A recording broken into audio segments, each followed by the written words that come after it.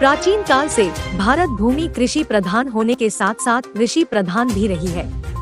यंत्र तंत्र कहीं ना कहीं किसी न किसी ऋषि मुनि का चमत्कार प्रत्यक्ष रूप में दिखाई देता है। इसी प्रकार हरदा जिले के ग्राम भादू गांव गंजाल में बाबा बनखंडी का प्रत्यक्ष चमत्कार ताप्ती स्रोत गौमुख दिखाई देता है।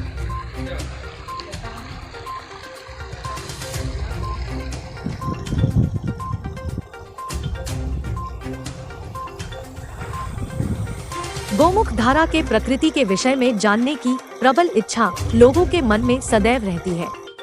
श्री जगतगुरु श्री रामानंदाचार्य जी ने बताया कि गौमुख की धारा कई वर्षों से यथावत निरंतर एक समान प्रवाहित हो रही है, जो ना तो वर्षा काल में बढ़ती है और ना ही गर्मी में घटती है।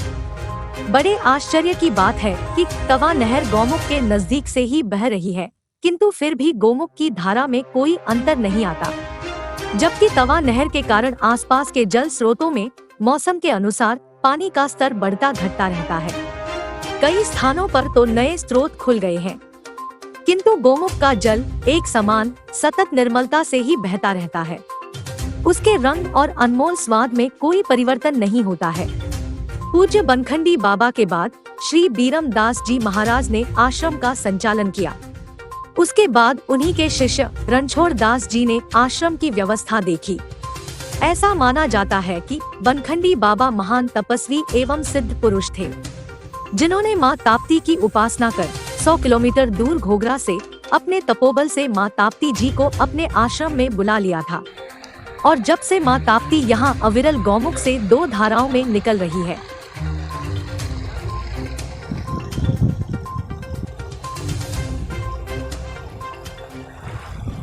तपस्या प्रभाव से और ताप्ती यहाँ पर बाद में मंदिर की स्थापना की। अभी 99 में हमने उसमें नया स्थापना किया। फिर लकड़ी का बना हुआ मंदिर था, लकड़ी का प्रचलन था, खंबे लगा करके, तो फिर हमने उसको नया रूप दिया।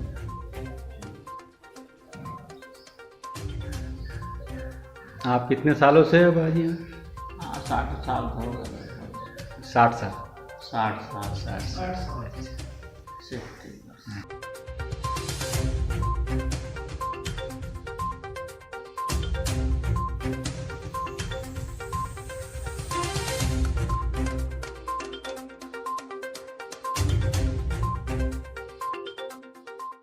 वर्तमान में श्री सुखराम दास जी की समाधि स्थल पर प्रतिवर्ष चैत्र बदी नवमी को यज्ञ का आयोजन होता है, जिसमें पटेल श्री हजारीलाल एवं सेठ श्री चंपालाल का विशेष रुचि के साथ योगदान रहता है।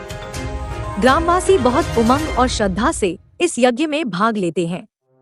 बाबा सुखराम दास जी ने रामपुर गोकुलपुरा में अपने तपोबल से एक गर्म एवं एक ठंडे जल का कुंड बनाया है, जो आज भी कन्नौद आष्टा मार्ग पर विद्यमान है।